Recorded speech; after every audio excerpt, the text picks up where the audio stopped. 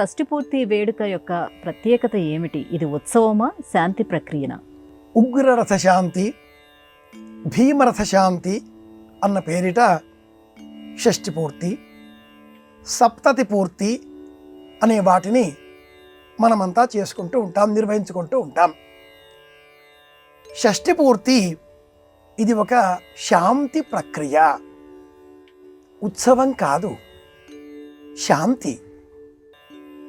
120 సంవత్సరాల మానవ జీవితం ప్రమాణం.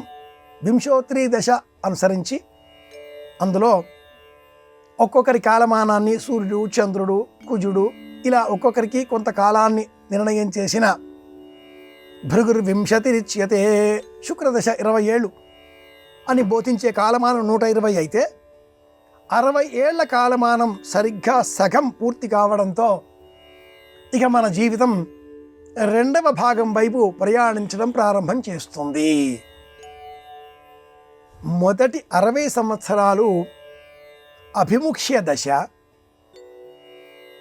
ఆశ్రయ దశ కావాలి. రెండవ 60 సంవత్సరాలు శరణాగతి, ఫలప్రాప్తి అనే భాగంగా మార్చుకోవాలి. మొదటి 30 సంవత్సరాలు వివాహం కంటే పూర్వం అవుతున్న కాలం ఈనాటి సమాజానికి సంబంధించినంత మేరకు విద్యార్థి దశ, ఉద్యోగ దశ. రెండవ 30 సంవత్సరాలు కుటుంబం, ఇల్లాలు, భర్త, పిల్లలు, వారి స్థిరత్వం, ఉద్యోగంలో స్థిరత్వం, వేతనాలు, ఇళ్ళు, ఆస్తులు. 60 ఏళ్ళు.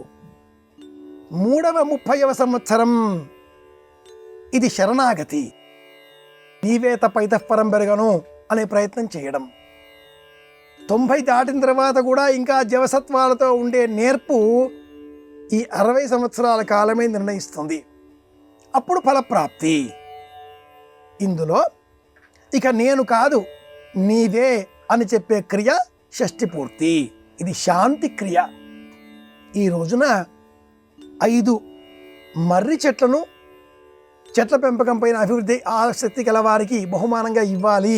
అందులో ఒక మంత్రం ఉంది.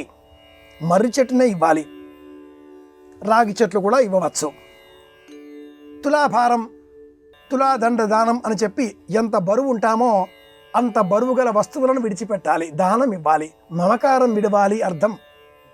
శాంతిలో రోజులు, గంటలు, ఘడియలు, నెలలు, ఋతువులు, సంవత్సరాలు అన్నింటికీ కూడా ధన్యవాదాలు చెబుతూ పెద్ద మండలం ఏర్పాటు చేయడం, పూజించడం శాంతి ప్రక్రియ షష్ఠి పూర్తి.